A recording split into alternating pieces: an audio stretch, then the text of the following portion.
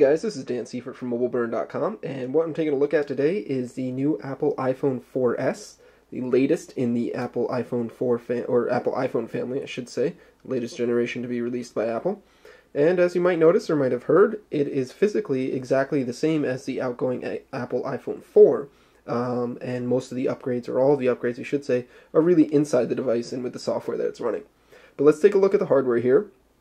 As we're familiar with now, the iPhone 4S features a 3.5-inch Retina display, which means it has 960 by 640 pixels of resolution, about 326 points per inch, so it's very, very sharp. Let's see if we can get the camera lens to focus there, and you can see the resolution is very, very crisp as usual, especially combined with the small size of the screen. You get very sharp images, very easy on the eyes and easy to read. Above that, you've got your front-facing VGA camera, which is exactly the same as we saw on the iPhone 4. Then you got a proximity sensor and your earpiece. And below, you've got the standard home key, which is the same as it's been on every iPhone that's been released. Look at the side of the iPhone 4S. It's still the same exact dimensions, so it's 9.3 millimeters thick. The phone itself weighs about 140 grams, so it's a small size phone, and it does have a good heft to it in your hands, as you would expect from a phone that's made of big pieces of glass and metal bands. Here we've got the ringer switch and then the volume up and down controls, and you can see these little breaks here in the metal band. The metal band acts as your antenna for your Wi-Fi and your cellular radios, and these metal breaks help separate them. Underneath you've got your standard Apple 30-pin connector, and then next to it you've got two speakers, loudspeakers there.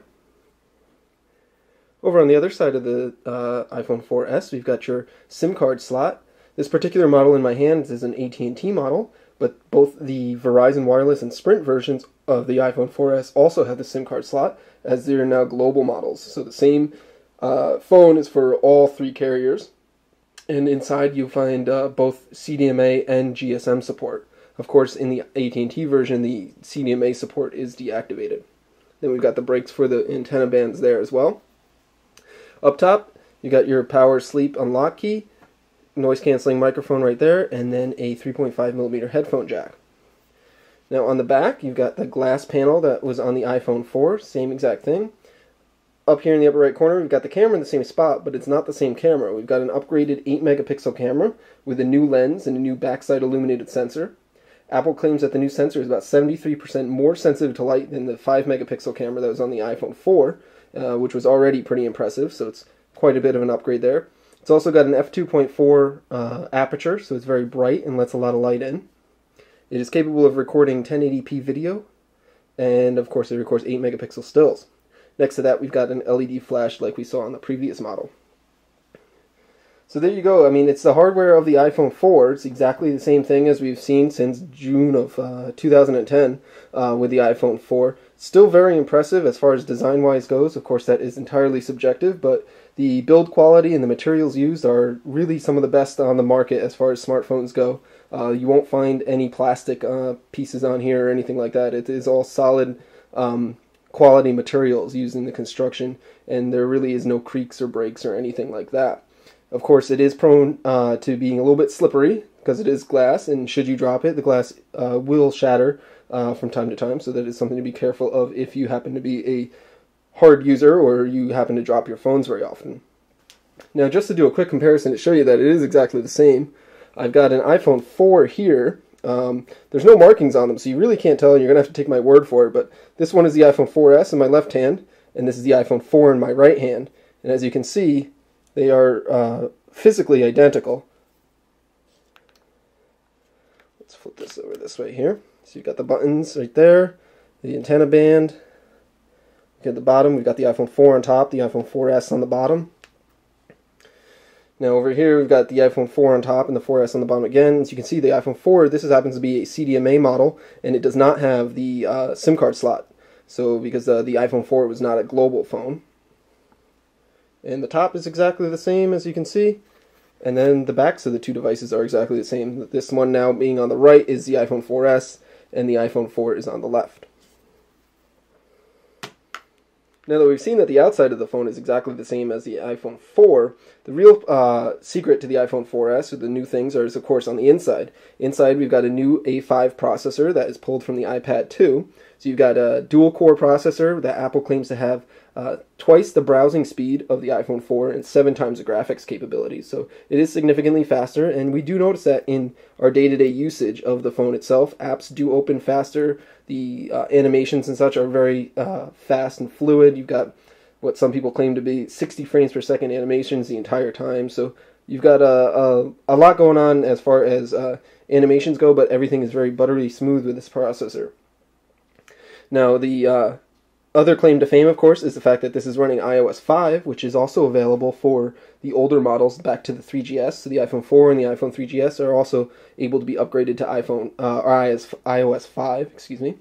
And Apple says there's about 200 improvements or new features with iOS 5, but we're just going to show you some of the major ones that are different.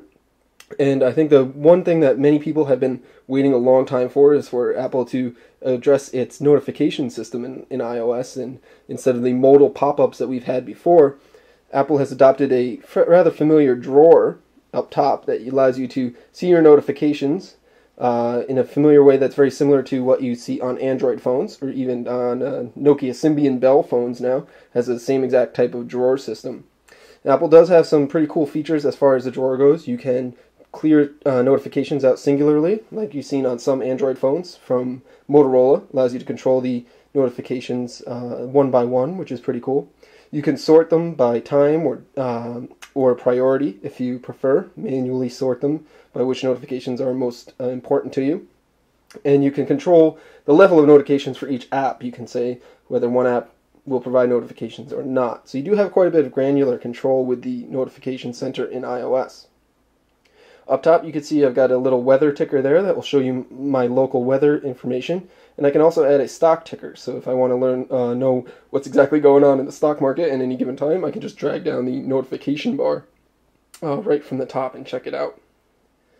Now, if we go to our settings here, we can take a look at the settings for notifications. Like I was saying earlier, you can control them manually or by time, and then you can control all the different apps that have notifications. You can control how they behave, which is pretty cool. Now the iPhone 4S has a trick up its sleeve that other iPhone models won't have, and that's the new Siri voice assistant system. And we've seen voice assistant or voice control with other smartphones for a long time now. This is the first time that it's really gotten into a really deep level on the iPhone. iPhone has actually had voice control for a long time as well. You could say things like play the Beatles, and it would play the Beatles and things like that. However, Siri is a bit more advanced than that, and you do have quite a few options as to what you can do with it. So you activate it in two ways. You can hold the home key down for a couple of seconds and it will activate, or you can actually set it to hold the phone up to your ear to activate. So let's open it up here. Now here we've got it's open and ready to go, and it's actually listening to me speak. And we'll just I don't know what you mean by cancel that for now. Now we can see a bunch of different things that it gives us an option to do. So you can call a person, we can play music, we can set up meetings and set reminders. You can look up mapping, you can search the web, you can check the weather, which is pretty cool. You can also, what's very cool about it is you can speak in natural language. So instead of having to memorize a bunch of commands, you can just say things like, remind me to check the website when I get home. Here's your reminder for when you get home. So there you go. Shall I create it? Yes.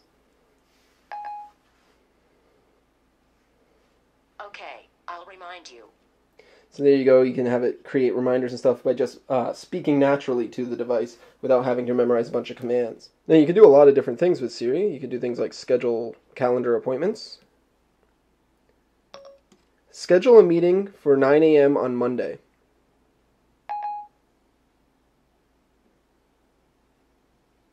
One moment, please. Okay, I set up your meeting for tomorrow. Are you ready for me to schedule it? Yes.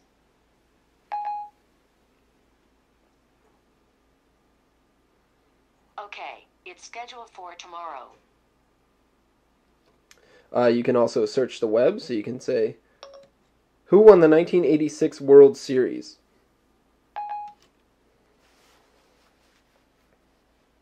Let me think. This might answer your question. And since Apple has partnered with Wolfram Alpha, you can get a whole bunch of facts answered quickly and easily, which is pretty cool. What's the weather like in Albuquerque, New Mexico? Okay, here's the weather for Albuquerque, New Mexico today through this Friday. What about Paris, France?